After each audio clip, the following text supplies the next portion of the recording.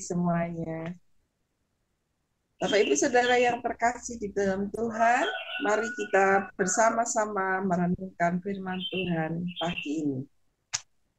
Firman Tuhan pagi ini akan saya beri judul Mengenal Tuhan dengan benar. Mengenal Tuhan dengan benar. Mari kita baca bacaan kita pagi ini dari Efesus 1 ayat 16 sampai 19. Mari kita akan menyimaknya dengan baik. Aku pun tidak berhenti mengucap syukur karena kamu. Dan aku selalu mengingat kamu dalam doaku. Dan meminta kepada Allah Tuhan kita Yesus Kristus, yaitu Bapa yang mulia itu, supaya Ia memberikan kepadamu roh hikmat dan wahyu untuk mengenal Dia dengan benar. Dan supaya Ia menjadikan mata hatimu terang, agar kamu mengerti pengharapan apakah yang terkandung dalam panggilannya. Betapa kayanya kemuliaan bagian yang ditentukannya bagi orang-orang kudus. Amin. Dari bacaan ini, kita ada beberapa hal yang menarik. Yang menarik adalah di sini kalau kita memperhatikan dari ayat sebelumnya, bahwa Paulus ini sudah mendengar tentang apa iman dari orang-orang yang ada di Efesus. Iman di dalam Tuhan Yesus yang sungguh-sungguh. Dan tentang kasih terhadap semua orang kudus. Tetapi tidak cukup hanya sampai di situ. Karena dalam pengiringan kita kepada Tuhan, kita harus semakin hari semakin mengenal Tuhan dengan benar. Maksudnya apa? Saya ada sedikit ilustrasi ya. Seorang anak kecil menangis meraung-raung gara-gara dia itu pengen sekali meminjam pisau milik ibunya yang biasa ibunya pakai untuk memasak di dapur. Dia pengen pinjam karena dia ingin meniru apa yang dilakukan oleh ibunya. Tentunya ibunya tidak boleh. Dia dikasih pisau mainan, tapi dia tidak mau. Karena menurutnya yang menarik adalah pisau milik ibunya yang bisa untuk memotong apa-apa. Dan dia melihat itu bagus. Saat dia meminta kepada ibunya, ibunya bilang, enggak boleh. Enggak boleh. Kamu pakai pisau ini saja. Pisaunya dia, pisau mainan. Tapi dia berkeras, tidak mau. Dan ibunya tetap bilang, tidak boleh karena ini berbahaya. Tetapi anak kecil ini menangis, meraung-meraung. Dan dia, pokoknya dia mikirnya, kenapa ibunya jahat sekali? Tidak mengizinkan dia untuk meminjam pisau itu dan dia bisa pakai untuk dia main. Wah, ibunya tidak mengizinkan sampai kapanpun karena anaknya ini masih kecil. Tapi anaknya ini tidak bisa berpikir jauh karena dia masih kecil tentang maksud ibunya. Pokoknya dia nangis dulu. Nah, kadangkala sebagai anak Tuhan, kita itu seperti itu. Kita meminta sesuatu kepada Tuhan, dan tapi Tuhan itu tahu bahwa belum tentu itu baik untuk kita. Bahkan mungkin itu mencelakakan kita. Meskipun di pemandangan mata kita itu baik. Sehingga kita menangis, kita marah, kenapa Tuhan tidak jawab doa saya? Atau bisa jadi saat kehidupan ini begitu sulit, kita berpikir, kalau Tuhan mengasihi saya, kenapa Tuhan izinkan orang menipu saya? Kalau Tuhan mengasihi saya, mengapa Tuhan izinkan usaha saya mengalami keadaan yang tidak baik? Kalau Tuhan mengasihi saya, biarlah keluarga saya baik-baik saja. Wah, kadang kala pikiran kita itu hanya terbatas seperti itu. Karena seringkali pikiran kita ini menutupi kita untuk bisa mengenal Tuhan dengan benar. Kita mengenal Tuhan menurut gambaran kita sendiri. Padahal gambaran itu belum tentu benar. Atau hanya mewakili sebagian kecil saja dari Tuhan kita. Sehingga jika pengertian kita hanya sebatas itu, maka kita mudah sekali untuk menjadi kecewa dalam pengiringan kita kepada Tuhan Yesus. Bayangkan saja, jika di pikiran kita yang tercetak adalah Allah yang penuh dengan kasih. Kasih itu berarti ya akan mengiyakan kita, terus mengampuni kita terus kita berbuat salah pun Tuhan baik-baik saja, tidak marah. Nah, kalau pengertian kita seperti itu, kita akan sembrono dalam sikap hidup kita. Kalau kita berpikir, oh, Tuhan itu memberkati kita dengan berkelimpahan, apalagi jika kamu setia membayar perpuluhan, setia memberi persembahan, maka Tuhan akan memberimu berkat yang berkelimpahan. Terus itu tok titik. Sehingga kita akan berpikirnya ya seperti itu. Hanya sebatas itu tanpa kita mau membuka diri. Bahwa Tuhan pun adalah Tuhan yang ingin supaya kita ini bekerja sama dengan berkat-berkat yang memang Tuhan sudah sediakan. Tuhan ingin anak-anaknya rajin, Tuhan ingin anak-anaknya kreatif, supaya berkat itu dapat dicurahkan. Tetapi kadangkala karena maaf, kita mendengar di YouTube atau orang bilang, Tuhan yang lain bilang, saya tidak mengecilkan yang lain, tetapi sepenggal kalimat yang kadang kita lihat di postingan di sosial media, itu kadang-kala memberikan kita pikiran yang salah. Bahwa Tuhan itu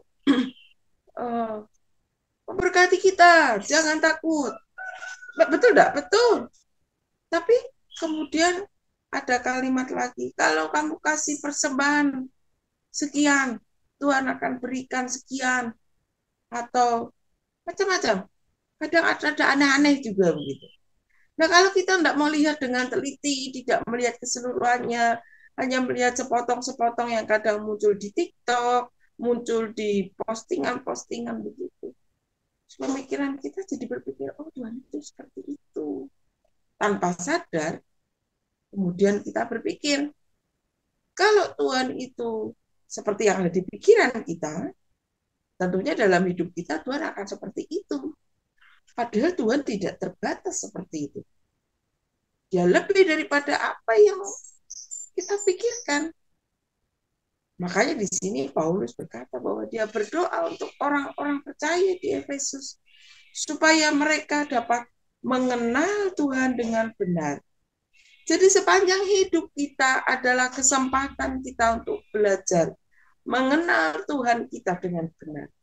Jangan batasi pengenalan kita akan Tuhan itu hanya sebatas pikiran kita saja, sehingga kemudian kita akan menjadi kecewa. Kita berdoa Tuhan ini A B C D E F G. Kita pikir itu benar. Tapi kemudian Tuhan tidak memberikan jawaban A B C D F G seperti yang kita minta. Tapi dia bisa memberikan jawaban yang lain. Dan menurut kita itu salah. Sehingga kita berpikir Tuhan salah. Tapi kita lupa bahwa Tuhan itu maha tahu. Tuhan tahu segala sesuatu. Dan dia sedang menjaga kita. Tapi kita sudah buru-buru marah terlalu dulu. Kita buru-buru kecewa dulu. Sehingga kadangkala ada orang-orang yang berpikir, percuma sih ikut Tuhan. Karena Tuhan kok seperti itu dengan saya. Saya sudah setia kepada Tuhan. Tapi kenapa saya sakit yang tidak kunjung sembuh? Katanya Yehova Rafa, Tuhan menyembuhkan.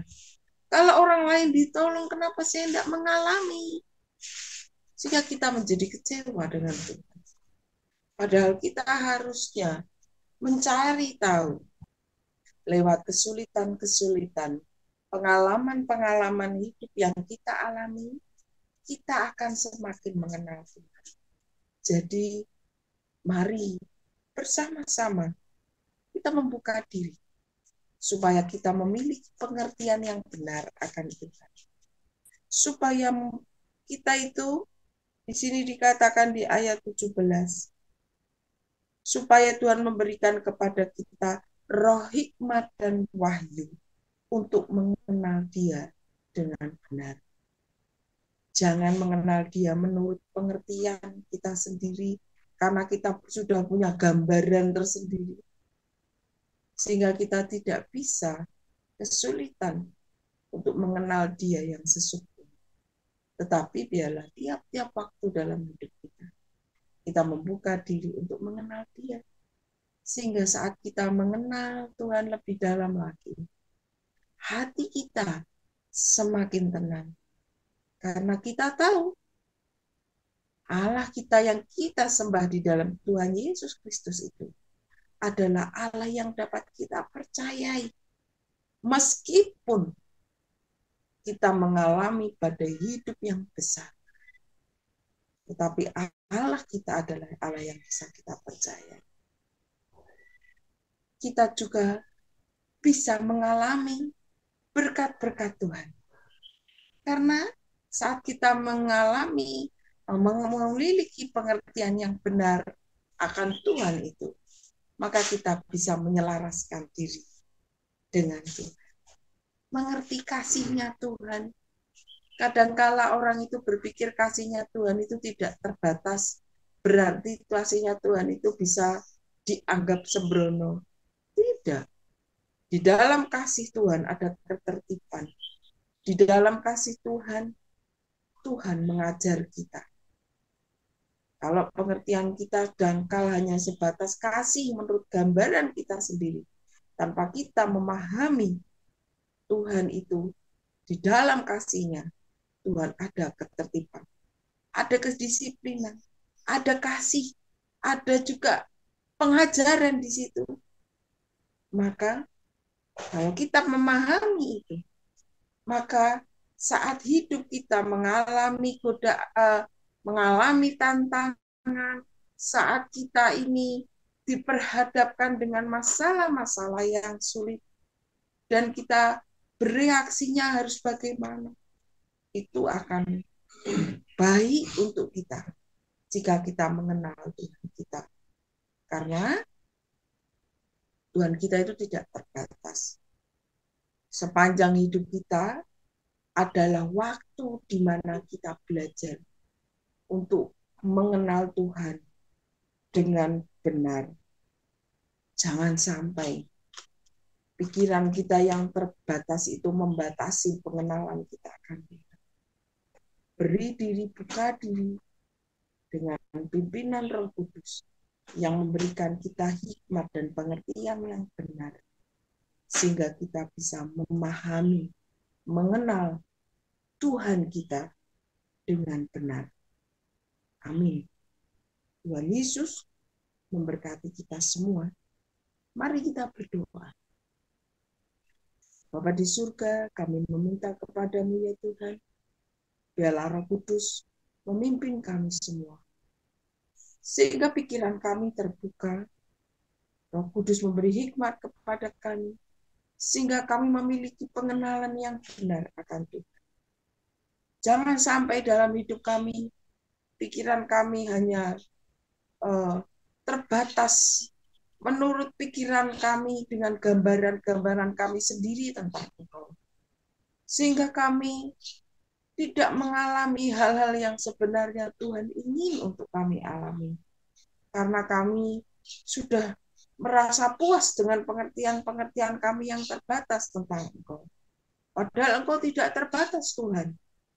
Dan sepanjang hidup kami mau Tuhan belajar tentang Engkau.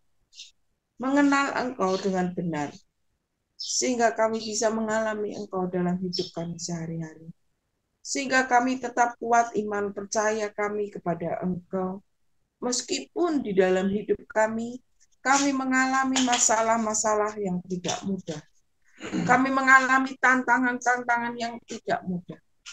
Tetapi jika kami mengenal Engkau dengan benar, maka iman percaya kami akan tumbuh dengan baik. Rohani kami akan semakin dewasa, sehingga kami tidak mudah tergoyahkan iman kami. Tetapi semakin hari kami semakin kuat iman kami di dalam Engkau. Terima kasih Tuhan. Kami berdoa untuk setiap kami yang sudah mendengar renungan pagi ini. Apapun yang sedang kami alami, apapun yang sedang kami rasakan,